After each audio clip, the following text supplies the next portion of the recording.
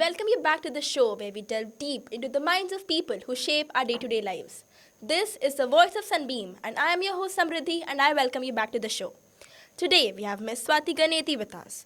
Ma'am is an accomplished business professional and academic leader, currently serving as the head of the undergraduate program at Masters Union, a top tier business school founded by alumni from Harvard, Stanford, and Wharton.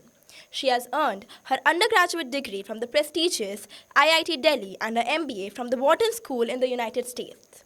She is an MBA alumnus of IIT Delhi and MBA from Wharton School, US. In her 10 years of work experience spanning across corporates and startups, she has worked for US-based management consulting firm B&Co and has been Chief of Staff at White Hat Junior. Jai Hind, ma'am. Thank you. I seek your permission to start the podcast. Of course. Ma'am, starting with the podcast, for the first question, you have a fascinating background with an undergraduate degree from IIT Delhi and an MBA from Wharton. Could you share a bit about your journey leading up to where you are today?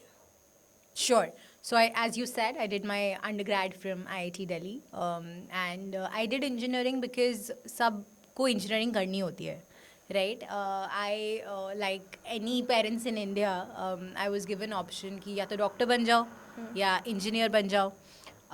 And I said, okay, I'm good at PCM, which is physics, chemistry, math. So let's just go for engineering. And it seemed like एक बार आप engineering करते हो तो बहुत से options खुल जाते हैं. आज भी वही होता है, right? So that's what I did. And in my first year, I realized that I don't enjoy engineering, right? I did not enjoy the circuits I was working on or the codes I was writing.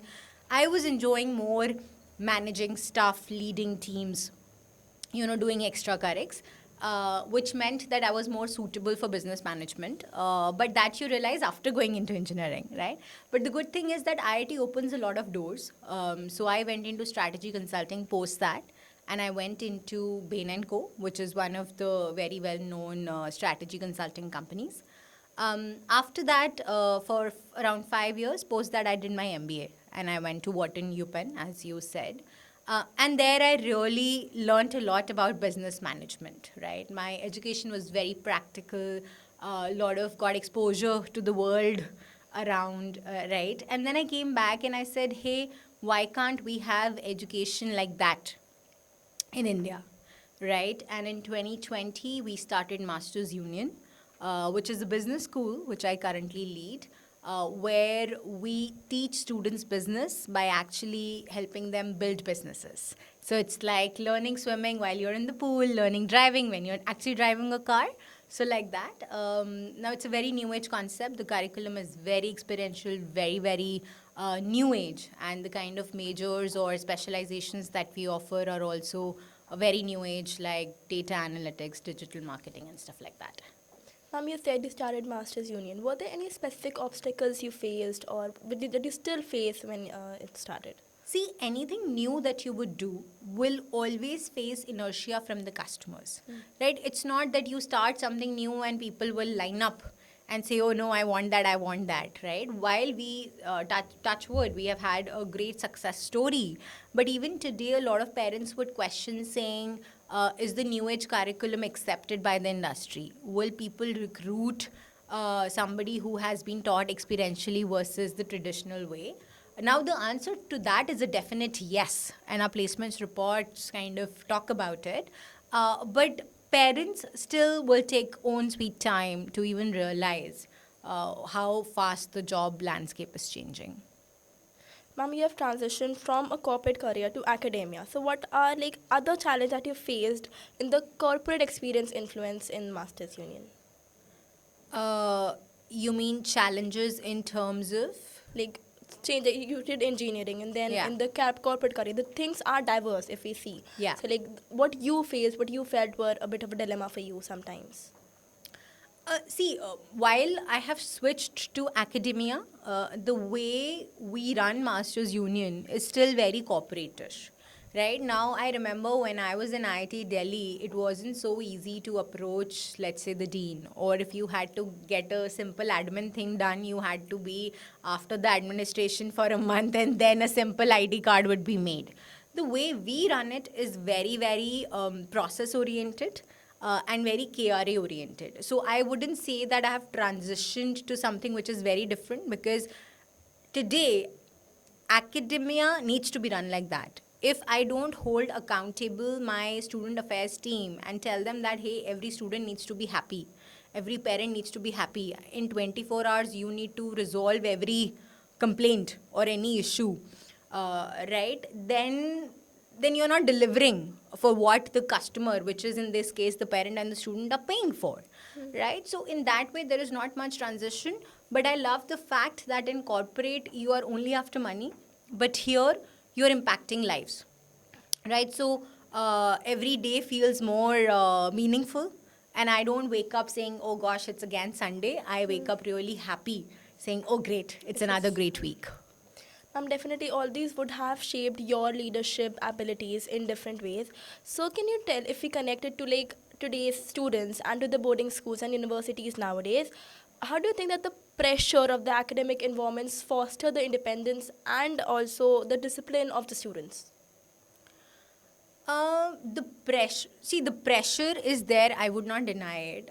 I mean, today I know people get 99% and still don't make it to their topmost choice. So the pressure is there. But also, I want to say that compared to, when I graduated from the high school versus where you guys are, you don't have only 2 3 career options. You have infinite number of career options, right? If I look at so many content influencers who've become billionaires, millionaires, and how much money they earn, right? And like there are so many careers. Even sports people, make tons of money. So even if you define success as money at your age, and you want to build a career, just engineering and medical are not the option. And then that means that not necessarily you have to be strong in academics, right? You have to find out what you are good at.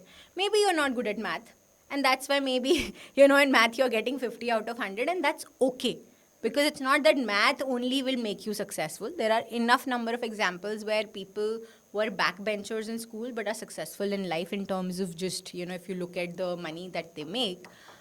So it is about finding what your passion is, finding what you're good at, and then building a career in that. Ma'am, like you said, that academics is not important always, like, because you have to find your own passion. But then when we see people nowadays, not every parent would agree to the fact that we have different career options, because there is that fear instilled in them that there can be a loss if we try new things. So what would you recommend to the students and the parents for trying to go for new careers other than just the basic ones like CAs or doctors or engineers? You have to have a healthy conversation with your parents, because they may not have the exposure that you are getting in your schools. They may still be running their own family business and know the world in a very one-dimensional way. So having that exposure really helps, and having that conversation really helps. For example, I had gotten admission to IIM Bangalore after IIT Delhi, right? But I had a Bain offer. So for my mom and dad, Bain meant nothing. They didn't even know what Bain is, right? And they said, oh, I'm Bangalore, let's go, do your MBA, I'm Bangalore it is. And I had to tell them that, hey, even after going to IIM Bangalore, Bain is the best company I'll go for. So a company that I will get after my MBA, I'm getting it today. Then give me a chance to apply to the best college in the world, na? Why are you restricting me to go to the best college in India? Right? So that conversation has to happen. And somewhere you are only going to be responsible for your decisions. Tomorrow, 10 years down the line, 15 years down the line, wherever you are, whatever you're doing, you cannot say, hey, I'm on this track because my parents forced me. You are responsible for your actions and your choices. So you take them. I don't think today we are at a stage where parents can force you to do anything, right? So many of you are just independent thinkers. You have your opinions, and your parents have supported you, and that's why you've gone to these great schools. So having a conversation and then sticking to, if you really believe in something, is the key. So you said about conversations, but then again, what if a student cannot have that conversation? What would you recommend to students to have that conversation easier, to have a free flow for that conversation? Just do it. There are not two ways about it. Just do it. Say, this is what I want, and this is how I see the world, and just put your perspective on the table. If it goes through, great. If it doesn't, every family is independent. I can't really give you a solution to every family issue. But just remember this, that 15 years later you cannot say I am here because my parents told me to. Maybe what they're saying is the right thing. Maybe you end up becoming great, very successful because of this choice that they are making, but at the end of the day it's yours. Ma'am, schools they often emphasize a balance in between academics and extracurriculars. So, what do you think, and would you believe this approach would help for the for students to juggle between multiple priorities for both academics and holistic approach of their own self? See, the schools offer a lot of opportunities so that you can figure out what you are good at and you can excel in that. If 10 spots are being offered, doesn't mean you have to participate in all 10. I was somebody who only studied. I didn't even, participate in sports at all. I was that last person who gets picked when, the classmates have to form a team. And I was okay with it. I was never ashamed saying कि oh mama I only get picked last, सब लोग की team बन जाती है, मेरी ही नहीं बनती है. Because I was like, hey, I know what I'm good at, right? And I'll only compete in that field where I'm good. So options are there for you to explore. Please pick and then excel in it. So, and this comes to this decision making of the students. So, if we connect for both schools and masters unions, so for making leaderships and for decision making, how would you the approach to your work with masters union and schools can get collaborated together? I mean, we collaborate with schools a lot. Even today at your school, I was talking about the outclass curriculum that we have, right? Our students build dropshipping businesses as part of the curriculum. Our students go to countries like Japan and Singapore and visit companies as part of the curriculum. And we have a vision that we want to build many more masters union and many more schools. We want them to adopt this curriculum. So we are already on track to collaborate with many schools on this curriculum so that students like you can get the same opportunity that we are giving in the undergrad, right? The earlier you get that exposure, better it is for the country as a whole. Now, moving to some rapid fire questions. Tea or coffee? Coffee, always. Your favorite book? My favorite book, that's a tough one, but it is the Psychology of Money. It talks about how money and money matters are not logical. They're very much influenced by the era you grew up in and your family background and many other ways. It has actually made me more. Earlier, I would always fight ki, this is logical. This is where you invest. This is where you not invest, especially with my parents. But now I've realized that these are emotional decisions and it's better to let it be. Any hobby that you would like to nourish? Dancing. I've been dancing since the age of, as far as I remember, my childhood. And I dance for hobby. It's not that, I've trained, gotten training. I dance because I enjoy it. And I have fun with it. So there have been infinite number of times I've blocked my room and I've played the music and I've just danced. And I love to continue to do it throughout my life. Talking about dance, what would be your favorite genre of dance? Like contemporary? Bollywood, always. And your favorite genre of music? I don't listen to music that much, but I do like Hindi songs, like romantic Hindi songs. Like if I'm on a drive, I'll always play them.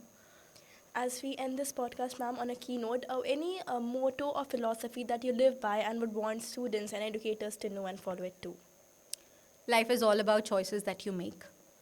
And life is full of choices. So at every instance when you're exercising it, know that it has a consequence and live with that consequence, right? And sometimes you don't know whether the choice you're making today will have a favorable or unfavorable outcome, but do have the confidence that whatever outcome you have, you are going to accept it. It will come in the form of what career you choose. It will come in the form of whom you marry. It will come in the form of whether you start up or you choose to go into a corporate life. Whatever it is, your decision, your choice, live with it. Thank you, ma'am, for sparing your time with us. This was surely an enriching conversation today. Thank you so much for inviting me. Thank you and Jai Hind.